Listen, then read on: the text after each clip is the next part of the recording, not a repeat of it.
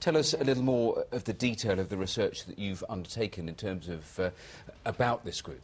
Well, as you said, the report is called Hizb ut-Tahrir Ideology and Strategies, so we look primarily at two things. First, the group's ideology, and then their strategy, what they're doing in the UK. I mean, what we've concluded is that the group, whilst it's not a terrorist organisation, it does propagate a violent ideology, and it uses a number of tactics in the UK in order to do that.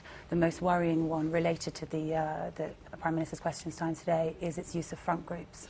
I'll come back to strategy and what you finished with that answer in a moment, but just tell us a little more about ideology, because there'll be people at home not particularly familiar with this group, even though it's been raised before. Just tell us a little more about the detail about what they actually believe in. Sure. Well, the group basically wants to establish what it calls the caliphate, which is essentially an expansionist Islamic superstate. Within that, it will impose a very strict medieval barbaric interpretation of Sharia law that discriminates against minorities and women. It wants to do this in what it calls Islamic lands, presumably the Middle East or Southeast Asia. From there, once it's achieved that, it plans to essentially colonise all other countries, Muslim majority and non-Muslim majority, and it will do that by force if necessary.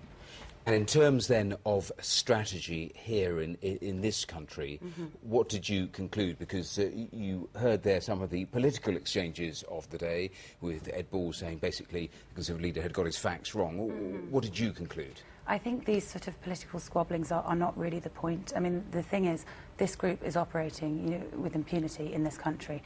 It has set up a number of front groups, particularly since 2005, obviously when Tony Blair first said that he might ban the group. Since then, the party's strategy is called "Keep Your Ideology in Your Heart."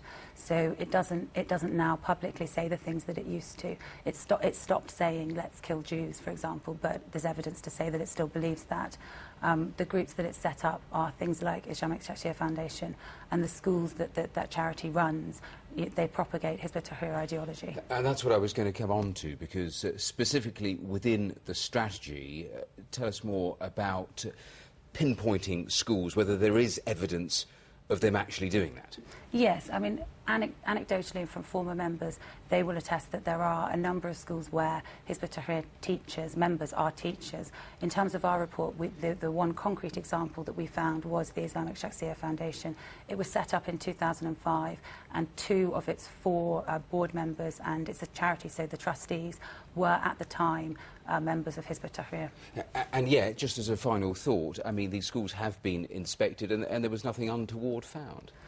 Well, I mean, the Slough Foundation was inspected in 2005 and 2009, but it was only today that it was revealed that the Haringey one was actually ever inspected, and that was never put up on the website.